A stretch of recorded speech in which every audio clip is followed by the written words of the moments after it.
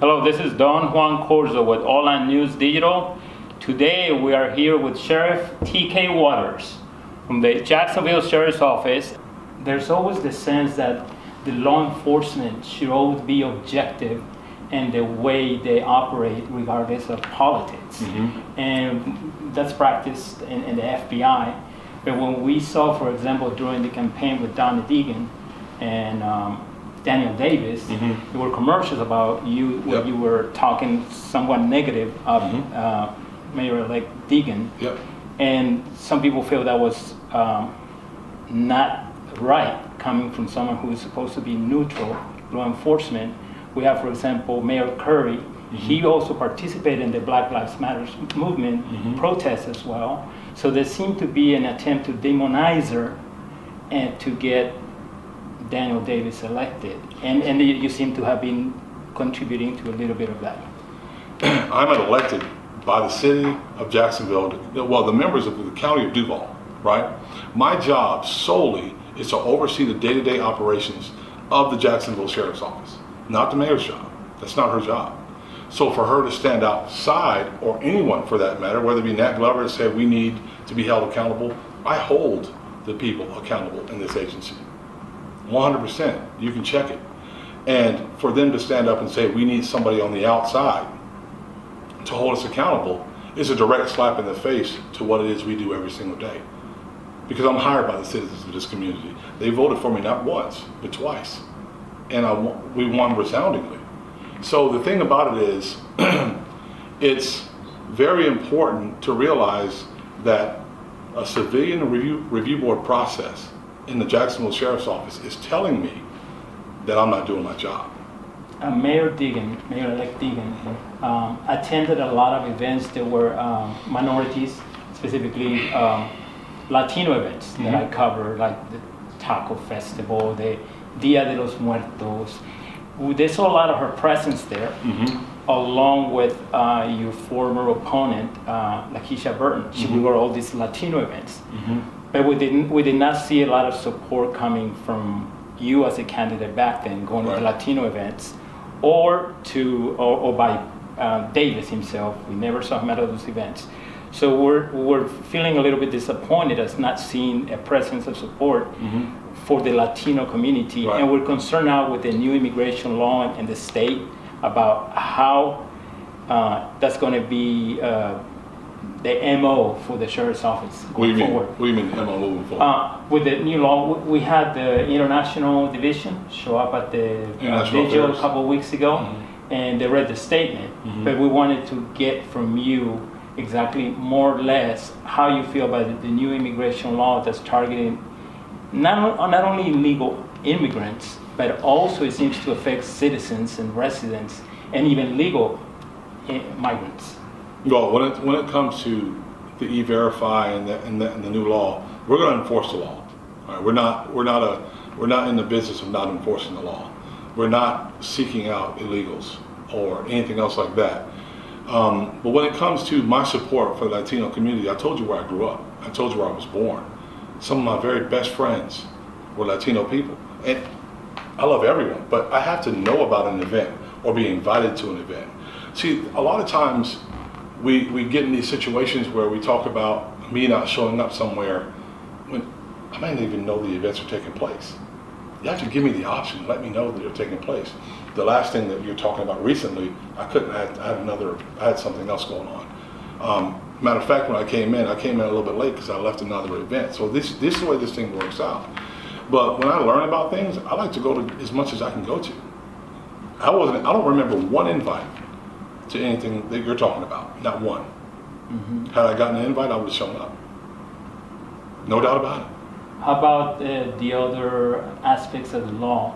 For example, anyone that comes into the state with a driver license from another state, if they are pulled over and they say they have a Georgia license or Alabama license, it's not supposed to be recognized unless they have a Florida driver license. What is your process now that with this new stated law? I am a duly elected sheriff in the state of Florida. My job, 100%, without question, is to follow the laws by the legislature, and we will. But as far as hunting people, listen, that's no different than an individual riding around in a car with a suspended driver's license. We're going to enforce the rules. We're going to enforce the laws because that's a part of the process. And then the behind the scenes court battles, those things they have to play themselves out. But when it comes to me, I'm a law and order guy. I believe in following the rules that are set in place, 100%. That includes rules for me. You know, not just our immigrants, but rules for anyone. And I'm going to follow the law. But what about specifically? Let's say somebody gets pulled over who has a noticeable accent, Hispanic accent, or any other country, and have a license from another state. What would be the procedure for an officer to follow? We're working that out now, but there's going to be a procedure to follow. We're working through that system now. Which is so far, according to the state law, the license is not to be recognized. Right. That's how I understand. So they'd be operating a vehicle with no driver's license. So they would be given a ticket, or they would be arrested. It's a citation. A citation for not having even though they have a unless there's extenuating circumstances. So you're asking me, Don, to cover everything when there are different circumstances concerning every driver, every individual. So it's very difficult to give you a definitive answer of all that stuff. But one of them is going to be I think it's a criminal citation, but I have to look at it. As you say, every case has a different situation.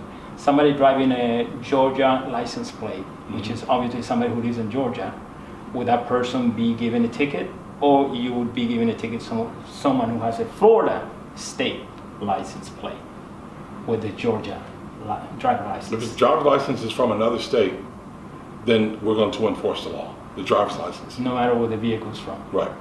Okay. Yeah. And would they be detained at all, or they would only be a Depends on the circumstances. I can't give you that answer, really. I would like to, but it depends on the circumstances. What about in terms of profiling? A lot of people feel that if you detain someone... Let me stop you. Okay. So I have to reject the premise of the question. We don't profile. Okay? We don't profile. We utilize the laws from the state of Florida to determine who we stop and when we stop them. Only way it happens. When we attended the vigil, the officers that were present said, and they have the same, we have it on recording, they said they would not detain anybody or give them a citation. They would say they would operate like we did in the past. If they have a license that was valid, they would let them go on their way. Yeah, they were mistaken. If there's a statute in this new law that says we're going to enforce it, we're going to enforce it. We're going to enforce it.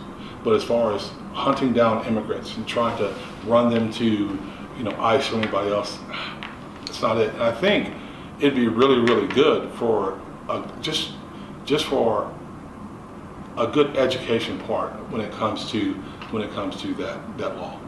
But when it comes to us we're going to enforce laws. I'm ineffective at what they put me here to do if I don't. And I found that a great number of officers in Jacksonville compared to cities like Houston or in California, say San Diego, find greater numbers of Latinos in those cities hired on the police department or the sheriff's office, as opposed to not just Jacksonville, but in Florida overall. Is there an attempt to try to hire more Latinos into the ranks of the Jacksonville community? There's an attempt to hire more of everything and everyone. You have to look at the population of the cities, first of all. I think about 60% of our population in Jacksonville is white, right? And then we have about 30% black. Then everything else, it goes down from there. So then we go out, say we go get 100 applicants.